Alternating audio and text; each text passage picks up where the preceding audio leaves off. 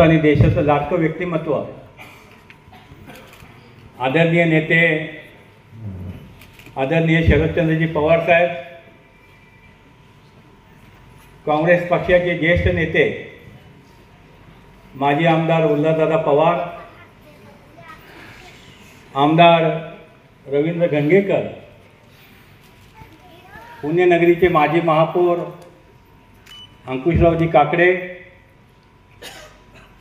राष्ट्रवादी काँग्रेस पक्षाचे अध्यक्ष आणि माजी महापौर माननीय प्रशांत जगताप,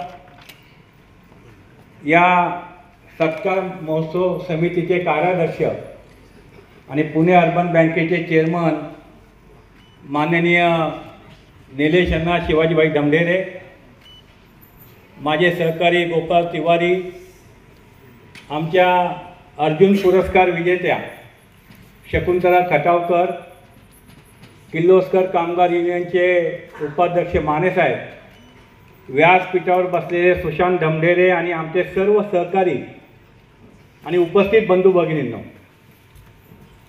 गेले काही दिवस सातत्याने या पुणे शहरामध्ये आणि महाराष्ट्रामध्ये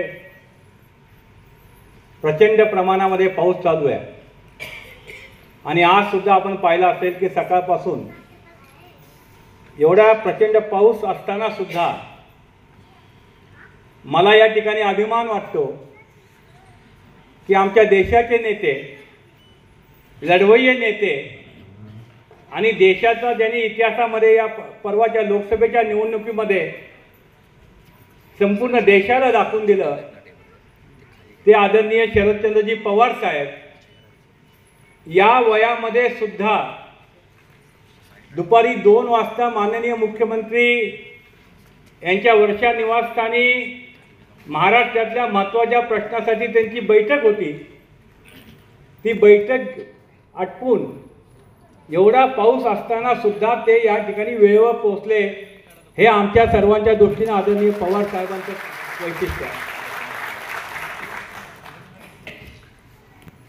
हे गेले 75 वर्षाहून अधिक काळ म्हणजे ज्या पद्धतीने त्यांनी सामाजिक काम असेल, क्रीडा क्षेत्र असेल, कामगार क्षेत्र असेल किंवा सार्वजनिक गणेशोत्सव मंडळाचा कार्यकर्ता असेल, अशा अनेक भूमिकेतून काम करीत असताना त्यांचं 75 वय पूर्ण झाल्यानंतर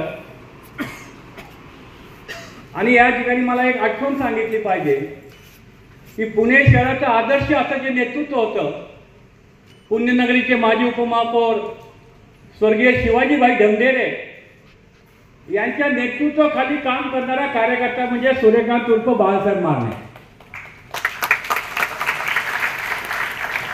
आणि ज्यावेळेला अंकुशराव असतील, आम्ही असे सर्वांनी मिळून हा सत्कार समिती आम्ही गठीत केली। आमचे पुण्यनगरीचे लोकप्रिय आमदार रवींद्र भाऊ सुद्धा त्याच्यामध्ये होते आणि सत्कार कुणाच्या हस्ते करायचा तर बाळासाहेबांची मनापासून इच्छा होती आणि आमच्या सर्वांची इच्छा होती की आदरणीय साहेबांच्या हस्ते हा सत्कार व्हावा।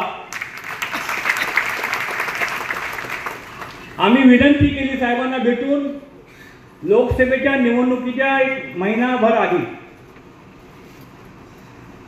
साहेबांना आग्रह केल्यानंतर साहेबांनी सांगितलं मी निश्चितपणे येईल, मला अतिशय मनापासून आनंद होईल, परंतु तुम्हाला 3 महिने थांबावं लागेल। आम्ही सर्व कार्यकर्त्यांनी ठरवलं की साहेब 3 काय 4 महिने जरी लागले तरी सत्कार समारोह हा तुमच्याच हस्ते होणार आणि आज तो योग या ठिकाणी जुळून आलेला आहे।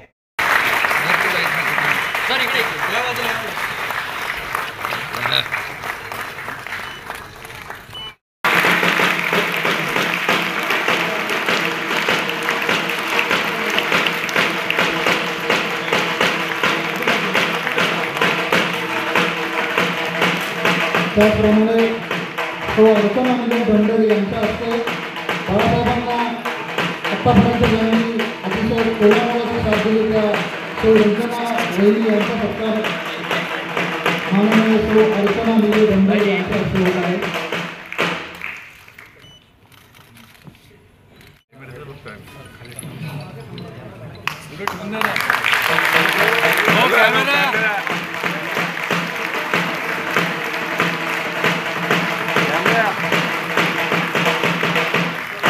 जास्त टाळ्या वाजल्या पाहिजेत.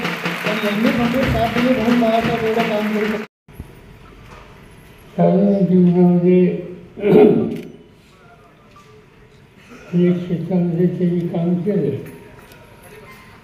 पण त्यांची सुरुवात त्यांनी केरळकडे कमी घेऊन केली. पुण्यामध्ये आणि पुण्याच्या आजूबाजूला अनेक कंपन्या आहेत,